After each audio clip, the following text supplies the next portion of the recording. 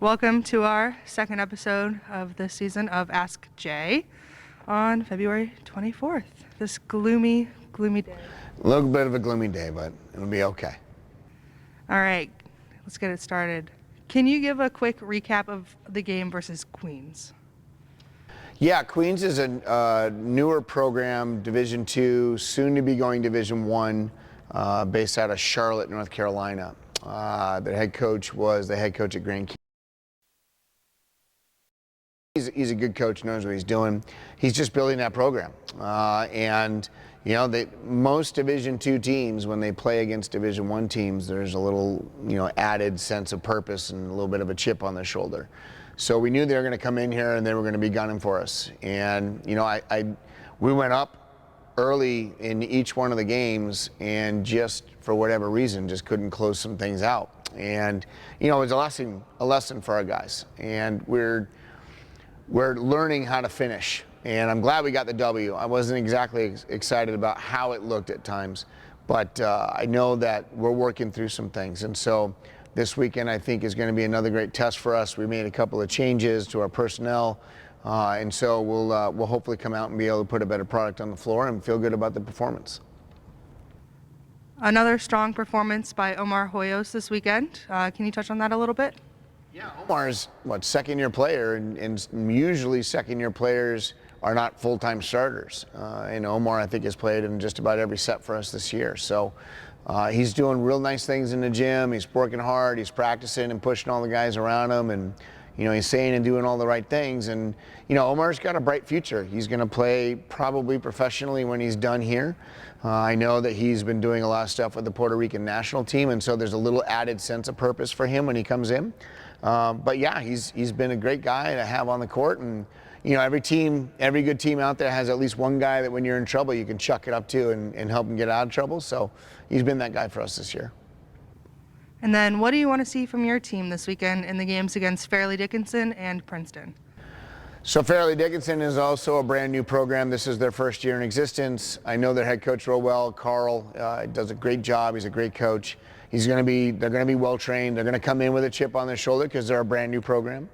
But I think for us, it's just always been about our side of the net. And as long as we can control our first contacts, I think the rest of the game will be able to kind of stable out a little bit for us. So all I expect from us this weekend is just to go out and play hard. We're going to have our alumni all in the stands, which is great. You get a chance to, kind of see the tradition and history that this program has. And, they're excited to see the product that we're putting on the floor and support their team. So we're excited about that. All right, we have two questions for IM. The first one is, do you think a player's skills or spirit is more important for being on a team? So, skills are obviously, I think, the one thing that we look for. Athleticism and their ability to play volleyball, those are all things that if you're going to come to play volleyball at Division I, you're going to have those things.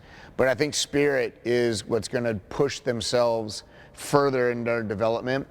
It's also going to be really good in the practice gym. It's going to be good for energy when we're lacking it a little bit. So I think it's not necessarily a necessity, but I do think that it's something that's really good to have. I don't know if you could have a whole team of people like that, but I think you need a few here and there, especially in key positions. So yeah, they're both needed. Yeah. Does the team have open tryouts, and if so, when? We don't really have open tryouts. I've had a couple of kids over the years that have expressed interest, and we've had a specific need, but we recruit internationally. We're a top Division I program. There's not a lot of opportunity for just walk-on tryouts. So yeah, probably the answer is no.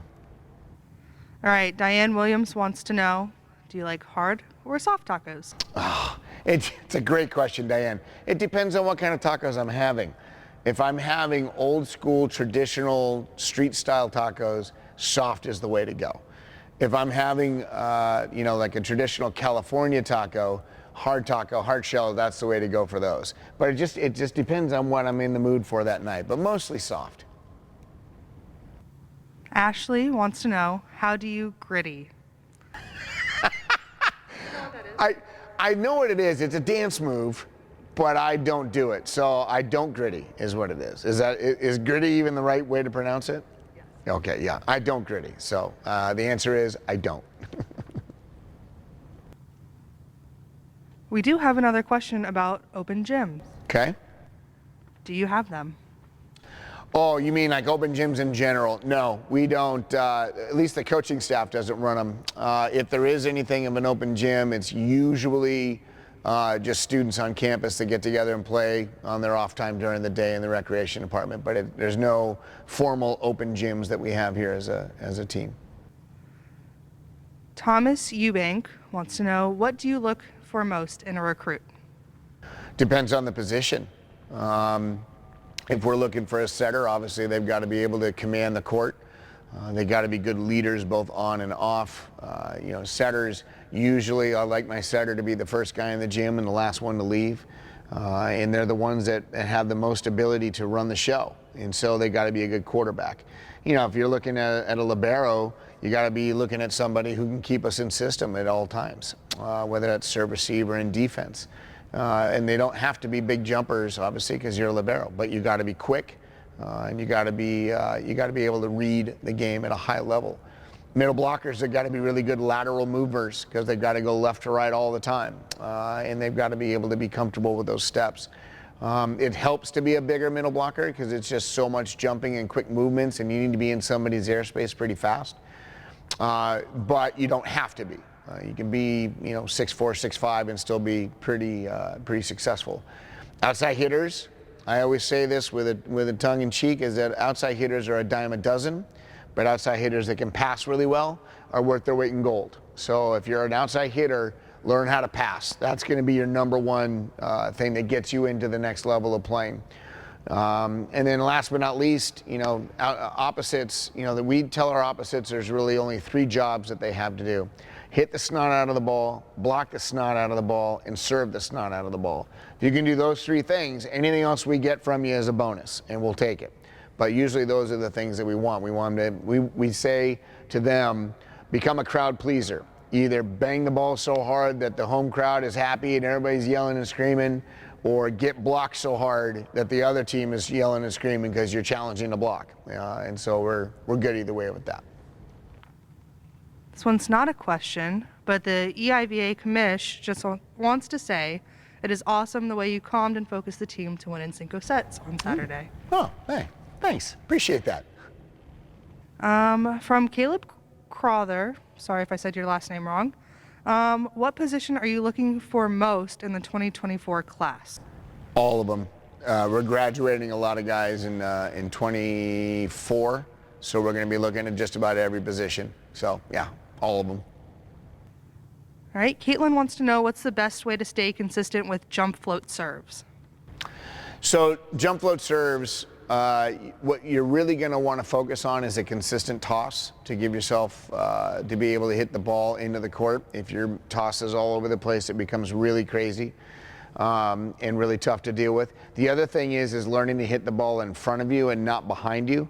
If we hit it in front of us, we get a little bit of ability to put a little flatness on that serve, and if we're hitting it behind us, the chances of the ball to go up and then down are a little bit greater, and that's an easier pass to make. So keep the ball in front and make a consistent toss, and those 2 things should help you out. All right, last fan question. It's from Volley Venue. What is your end goal this season since winning the EIVA seems out of reach? Doesn't seem out of reach to me. There's still a long way to go. 6 teams out of the 9 are making the playoffs, and we're still really early. We're only 4 matches in, so we got 12 more matches to go. So we're nowhere near being out of reach. For me, the end result is always just being the best team that we can be. And, whether that's winning the EIVA or going on to national championships and winning a round or 2 and getting into the Final Four, whatever the case is, I just want to be able to look at my team at the end of the year and say, did we get better and progress to the level that we had for ourselves set as potential? If we did that, then it doesn't matter about the wins and losses. It's always about how we play. So, yeah, that's my goals. Anything else you want to address to Mason Nation? It's Alumni Weekend this weekend, so all the alumni that are out there watching this, I expect to see you in the stands. Big match on Friday night, 7 p.m. Bigger match on Saturday at 5 p.m. versus Princeton. So come out and support your team. We'll see you guys. Go Mason.